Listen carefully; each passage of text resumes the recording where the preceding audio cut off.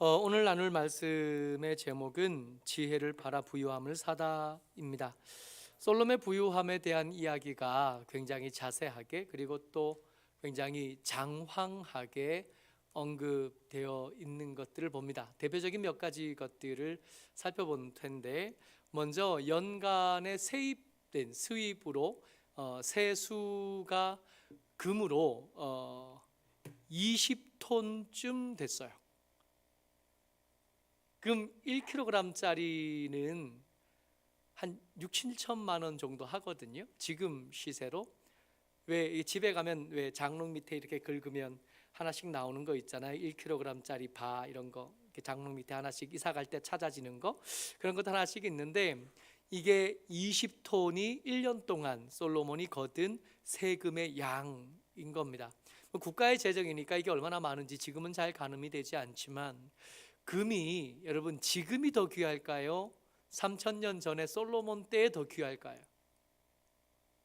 그때가 훨씬 더 귀한 겁니다.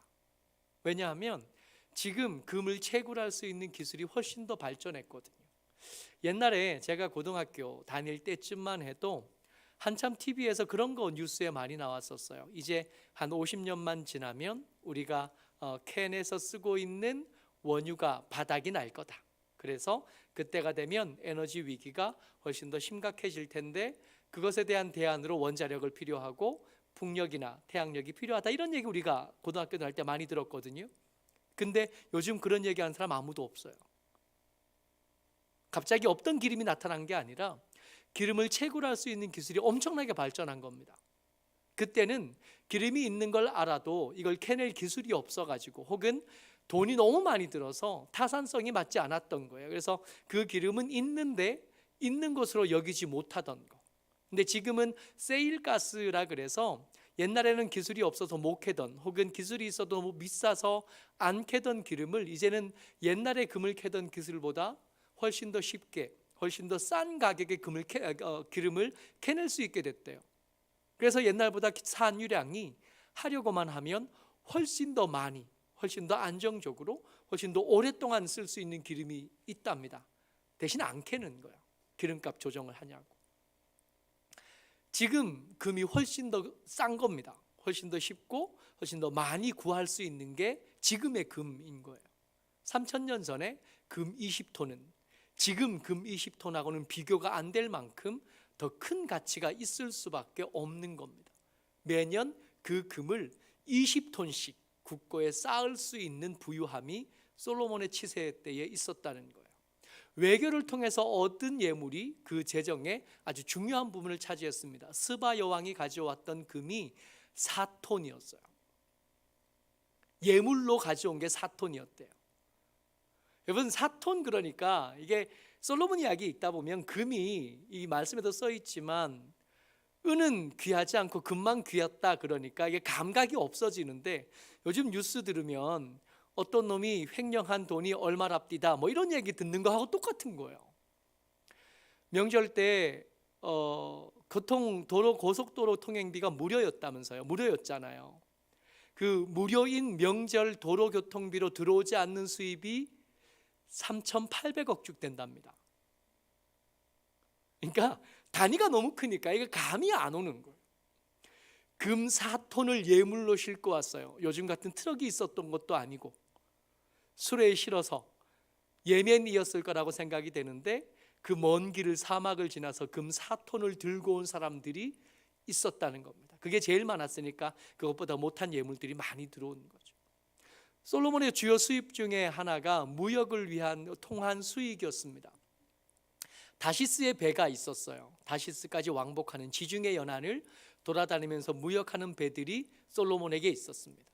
그러니까 지중해 연안에 스페인까지 갈 수 있는 배가 있었고, 그리고 거기서 물건들, 귀한 물건을 사가지고 올 수 있는 힘이 솔로몬에게 있었습니다. 에시온 게벨에서 출발하는 배들이 있었습니다. 이 에시온 게벨에서 출발하는 배는 주로 아프리카 동해안, 그리고 지금 생각하는 아라비아 반도, 더 멀리 인도까지 갈 수 있는 항로가 저기에 있어요. 에시온 게벨에. 또 애굽을 향해서 무역하는 것도 굉장히 성행했기 때문에 이 무역을 통한 수입이 또 어마어마한 거죠. 이렇게 얻은 수입을 솔로몬이 어디에 썼냐 하면 대표적인 그 부유함의 상징이 됐던 게 상아로 만든 솔로몬의 의자였습니다. 상아로 만들었어요. 여러분, 상아로 만든 도장이 그렇게 비싸다면서요.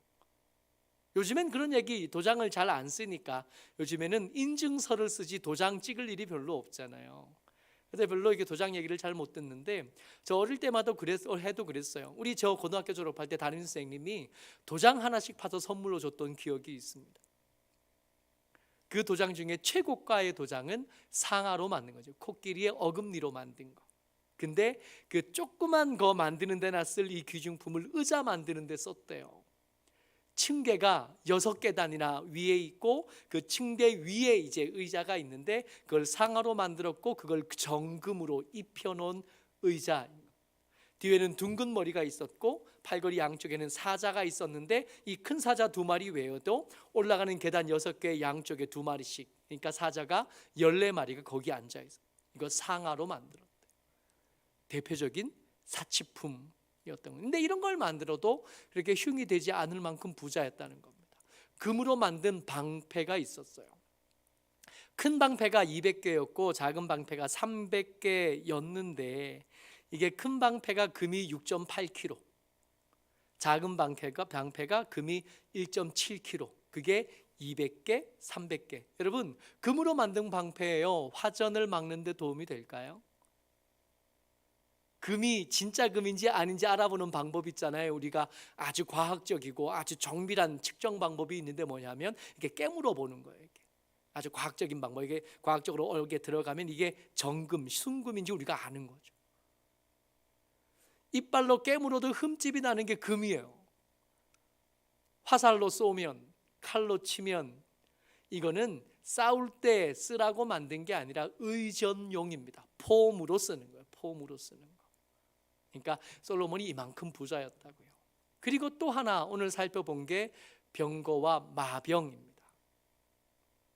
이 병거와 마병은 언뜻 보면 이게 군사력 그리고 아주 중요한 전략 무기인 것처럼 여겨지지만 자세히 좀 살펴보면 그게 무기가 아닌 걸 알 수가 있어요.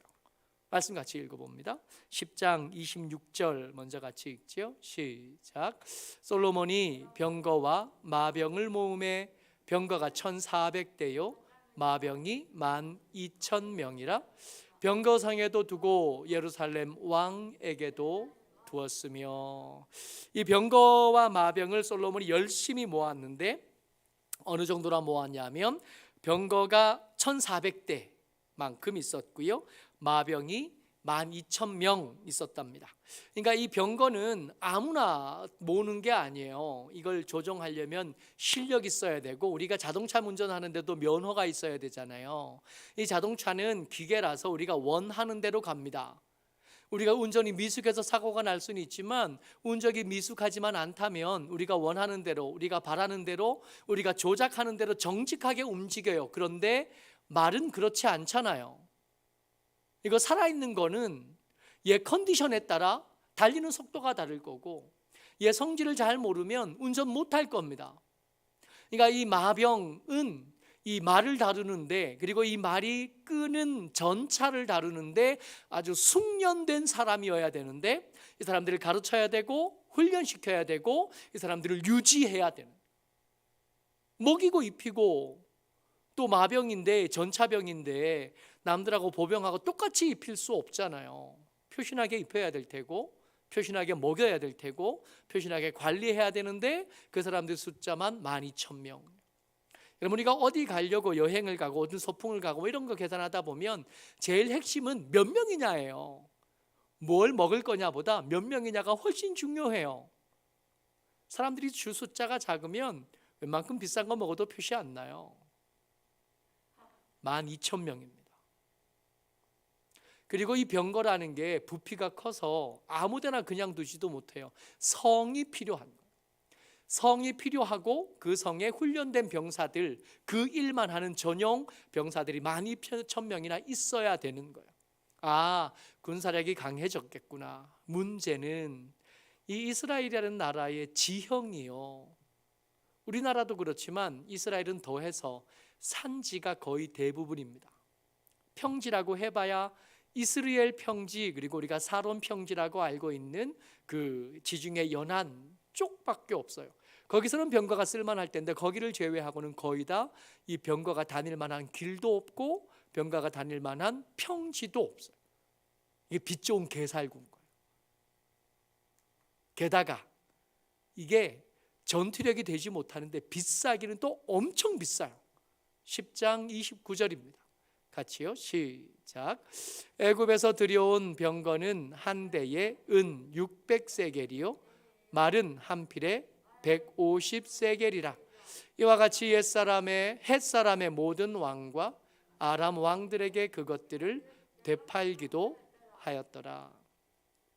여러분, 이게 병거 한 대에 은 600세겔이었대요. 병사들의 6년치 연봉입니다. 7년치 연봉입니다. 말 한 필에 은 150세겔이었어요. 20개월치 월급이에요. 비싸요. 그 비싼 걸 갖다 놨는데 쓸 때라고는 폼 젤 때밖에 없어요. 근데 먹기는 엄청 먹잖아요.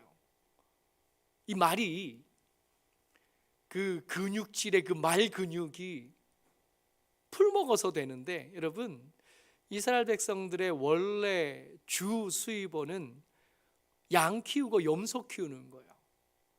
이 말과 염소를 키우는 목동들의 가장 큰 덕목은 뭐냐 하면 비가 오지 않을 때 숨겨진 풀을 얼마나 잘 찾는가 하는 게 양치기의 덕목이에요.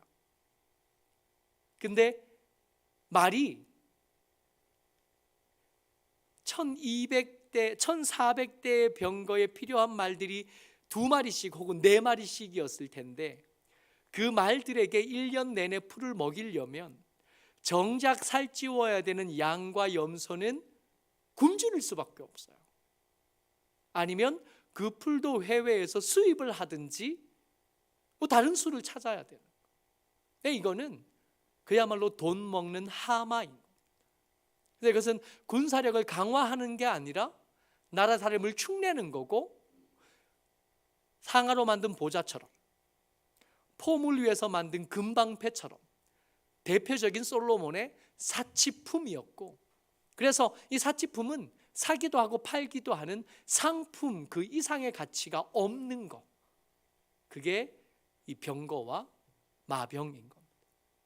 게다가 재미있는 게 이 다윗은 이 병거와 마병을 어떻게 다루었는지를 말씀해 보면 찾을 수 있어요. 역대상 18장 4절 말씀입니다. 같이 읽어요. 시작. 다윗이 그에게서 병거 1000대와 기병 7000명과 보병 2만 명을 빼앗고 다윗이 그 병거 100대의 말들만 남기고 그 외의 병거의 말은 다 발에 힘줄을 끊었더니 양이 어마어마해요. 이거 어디 아람에 있는 소바왕 하닷 에셀과 싸워서 얻은 전리품 기록할 때 기록된 거거든요. 병거 1000대요. 솔로몬이 가졌던 그 사온 병거 1400대보다는 작지만 이거는 전쟁에서 이긴 전리품이니까 비교할 만한 게 아니죠. 기병 7000명이요. 12000명보다 작지만 그게 그냥 포로들로 얻은 거니까. 그래서 이 다윗은 이것을 얻은 다음에 이게 그렇게 필요하지 않다는 것, 지나치게 소비적이고 돈 먹는 하마란 걸 다윗은 알고 있었던 겁니다. 전력으로 삼지 않고 이거 어떻게 했냐면 100대 분량의 말, 100대 정도의 전차만 남기고 말 다 죽여버린 거예요. 말이 힘줄을 다 끊어버렸어요. 나한테 있으면 돈 먹는 하마인데 아람이나 소바 연합군에게 이 손에 들어가면 거기는 평지가 많아서 그 사람들에게는 전력이 될 수 있으니까 이거는 차라리 없는 이만 못해. 살아있는 생명을 그냥 죽이긴 뭐하니까 말다리에 힘줄을 끊어서 쓰지 못하도록 만들어버린. 그냥 100대 남긴 건 어디 짐 옮길 때나 좀 쓰면 좋겠다 정도의 생각 가지고 있었던, 쓸데없는 거였는데 그 지혜롭다던 솔로몬은 이걸 사치품으로 그냥 상아로 된 보자 하나 얻은 것 셈치고 금방패 많이 만들어 놓은 그 방패의 일환으로 사치품으로 가지고 있었던 겁니다. 요즘 어느 부자가 주차장에 슈퍼카 한 10대쯤 세워놓고 자랑하고 뭐 그거랑 비슷한 거예요. 딱 그거만큼이죠. 우리나라 도로에서는 110km까지밖에 못 가는데 250km까지 가는 차가 무슨 소용이래? 뭐 이런 거. 딱 그만큼의 가치만 있었던 겁니다. 문제는 이 부유함을 얻은 것에 대해서 성경이 뭐라고 말씀하시냐면 10장 23절에요. 같이요. 시작. 솔로몬 왕의 재산과 지혜가 세상에 그 어느 왕보다 큰지라. 이 솔로몬의 재산과 솔로몬의 지혜를 한 문장에 뒀다는 게 이 말씀이 찌르는 손고처럼 들리는 이유입니다. 원래 메인은 재산이 아니라 지혜예요. 이 지혜가 솔로몬을 부자로 만들었고 솔로몬을 영광스럽게 만들었고 솔로몬을 더 아름다운 사람으로 만든 하나님의 주신 선물인 겁니다. 근데 솔로몬은 이것을 잘못 쓴 거예요. 오늘 설교의 제목이 지혜를 팔아 부유함을 사다. 원래 지혜는 팔아서 부유함을 사라고 준 게 아니에요. 지혜는 원래 용도가 있었거든. 솔로몬이 기도할 때 기도했던 그 말, 하나님께서 그 기도한 말을 마음에 들어 하셨던 그 말이 지혜의 원래 용도였던 겁니다. 너무 잘한 기도, 이것처럼 완벽한 기도가 없을 것 같다 여겨지는 최고의, 하나님께 뭔가를 달라고 할 때 가장 아름다운 모범답안에 가장 근접한 기도가 이 기도거든. 하나님께서 이게 너무 마음에 들었던 열왕기상 3장 9절 말씀입니다. 같이 읽지요. 시작. 누가 주의 이 많은 백성을 재판할 수 있사오리이까? 듣는 마음을 종에게 주사 주의 백성을 재판하여 선악을 분별하게 하옵소서. 지혜의 원래 용도는 뭐냐면 듣는 마음을 주는 거예요. 들어야 될 말과 거절해야 될 말을 알게 하는 게 뭐냐 하면 지혜. 솔로몬이 이게 지혜인지 잘 몰랐던 것 같아요. 하나님께서 이 기도를 들으시고 야, 그게 지혜야. 기도 참 잘한다. 내가 너 기도한 것 외에도 다른 거 덤으로 더 줄 게 생겼어. 이렇게 말씀하실 만큼 선악을 분별하게 하는 것, 어떤 것이 옳고 어떤 것이 그른 줄 알게 하는 것, 이게 지혜였던. 원래는 솔로몬이 이 지혜를 어디에 썼어야 되냐 하면 그 두 창기에 살아있는 아들 하나를 판결했던 그 재판처럼 정의와 공의가 그 백성들 사이에 흘러갈 수 있게 만드는데 이 지혜를 쓰면 100점이 되는 거였던 거. 그 지혜는 돈 벌라고 주신 게 아니었다. 부귀는 그 지혜를 정의와 공의를 위해서 잘 쓰면 그 공의와 정의를 위해서 살아가는 중에 빵 부스러기처럼 그냥 얻는 거지 얻으려고 따라다니면서 얻어야 될 목적이 될 수 없는 거였던 거예요. 하나님께서 이 지혜를 구하는 솔로몬이 마음에 들어서 부귀와 영광도 내가 덤으로 줄게 하셨던 거예요. 안 주겠다는 게 아니라, 그게 잘못됐다는 게 아니라 그것을 위해서 쓸 건 아니었다는 거예요. 뭐가 문제였냐 하면 은사를 얻음에 솔로몬은 정답에 가장 근접한 사람인 거예요. 솔로몬의 이 위대한 솔로몬의 지혜는 이 지혜의 용도를 정확히 알고 있었다. 내가 좋은 왕이 되기 위해서 하나님께서 만약에 내게 뭘 줄고 물으신다면 뭐를 달라 그래야 될지 가장 완벽한 정답을 알고 있었던 사람이 솔로몬인 거예요. 그래서 그것을 얻었죠. 문제는 은사를 사용함에 있어서는 정답에서 가장 멀었던 게 문제예요.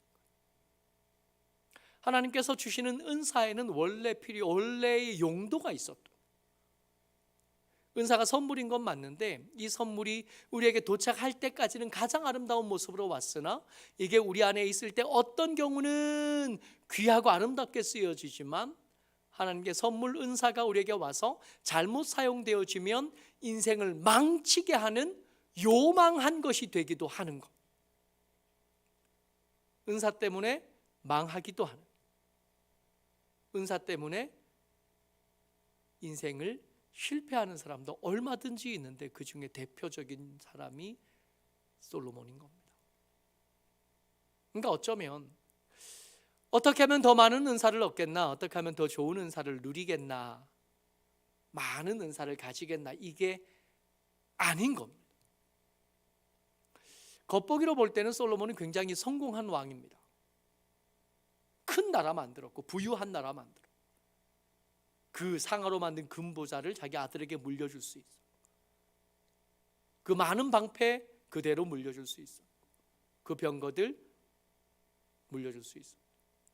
문제는 이 겉모습으로 가장 성공한 왕처럼 보이는 솔로몬의 평가에 대해서 우리가 이 사람은 성공한 사람입니다라고 말할 수 없다는 거예요.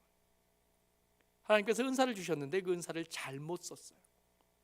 그래서 우리에게 지금 필요한 것은 새로운 은사가 아닙니다. 우리 가운데서 낭비되고 있고 혹은 잘못 쓰여지고 있는 은사를 재활용하는 게 필요한 겁니다. 아주 좋은 예가 성경에 있는데 소아시아에 있던 7 교회들 중에 칭찬만 받은 교회가 빌라델비아 교회잖아요. 이 교회를 향한 하나님의 말씀이 지금 이 솔로몬의 이야기와 연결되어져서 우리에게 너무 중요한 말씀으로 들립니다. 요한계시록 3장 8절 말씀이요. 시작.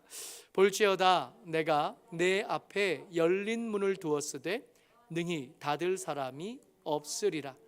내가 내 행위를 아노니 내 작은 능력을 가지고서도 배반하지 아니하였도다. 아멘. 능력이 많은 교회가 아니었대요. 어쩌면 소개되었던 7 교회들 중에 제일 작고 제일 보잘것없어 보이는 교회였을 겁니다. 건물도 작았을 거고요. 모이는 사람의 숫자도 작았을 겁니다. 사람들을 줄 세워놓고 보면 제일 능력 없는 사람이 그 교회의 리더였을 거고 모인 사람들을 보면 제일 별것 아닌 사람들이 그 교회의 성도였을 겁니다. 그야말로 작은 능력을 가진 교회. 근데 큰 능력과 부유함을 가지고도 책망받은 교회들이 참 많은데 이 교회만큼은 책망에 대한 이야기가 없다는 거예요. 그야말로 착하고 충성된 종아 하는 칭찬을 온전히 받은 사람들이 작은 능력을 가지고도 배반하지 않고, 말씀이 아픈 게 배반할 만한 위기가 능력이 작은 것 때문에 계속 반복됐다는 것으로 읽혀진다는 겁니다. 형통하지 않았던 거예요. 배반할 수 있을 만한 위기가 능력이 없으니까 자주 왔던 거예요. 능력이 없으니까, 능력이 작으니까 큰 교회들은 별것도 아닌 것처럼 슬쩍 넘어갈 수 있는 일들이 이 교회에서는 큰 일로 부딪히고 고민해야 되고 위기감을 느껴야 되고 어려워해야 되는 일이었을 겁니다. 어쩌면 매 순간 매 일들마다 배반할 만한 위기였을 겁니다. 근데 이 사람들은 버텨낸 거예요. 겉모양으로 볼 때 성공한 사람 우리 주변에 얼마든지 있죠. 교회 안 다녀도, 믿음 없어도, 함부로 인생을 막 사는 것 같아도 그렇게 잘 나가는 것처럼 보이는 사람들은 얼마든지 있어. 믿음 없는데 잘 사는 형제들 보면 그런 생각 들잖아요. 막 사는 것 같은데 우리보다 잘 나가는 사람들 만나면 그런 생각 들죠. 솔로몬 같은 거예요. 모쪼록 저와 여러분들 솔로몬처럼 살 건지 아니면 작은 능력 가지고도 배반하지 않았던 충성했던 이 작은 교회 사람들처럼 살 건지는 매 순간 우리가 대답해야 됩니다. 모쪼록 저와 여러분들 우리에게 필요한 건 새로운 은사, 그 화려하고 멋있는 은사가 아니라 우리에게 이미 주셨는데 우리가 소홀하게 여겼던 것 다시 찾아서 그것들 가지고 우리에게 맡겨진 날들을, 맡겨진 일들에 충성하는 것, 이게 하나님의 칭찬을 받는 일이요 하나님의 보시기에 성공한 인생을 살아가는 방법이 될 줄을 믿습니다. 모쪼록 저와 여러분들 소박하죠. 우리의 기도 제목도 사실은 우리가 바라는 거, 우리가 기대하는 거 다 소박한데 뭐 그럴 수밖에 없는 환경이 있지만 그 소박함은 저주가 아닙니다. 그 소박함은 우리를 미워하심이 아니고 우리를 싫어하심이 아닙니다. 우리에게 가장 합당한 것과 최선의 것으로 우리를 공급하시는 하나님의 은혜인 줄 믿으시고, 그 안에서 어찌하면 믿음을 지켜갈 건지, 어찌하면 하루를 더 행복하게 믿음 안에서 살아갈 건지를 고민하고 그렇게 최선을 다하는 하루로 살아내는 저 여러분 되시기를 주의 이름으로 축복합니다. 아멘.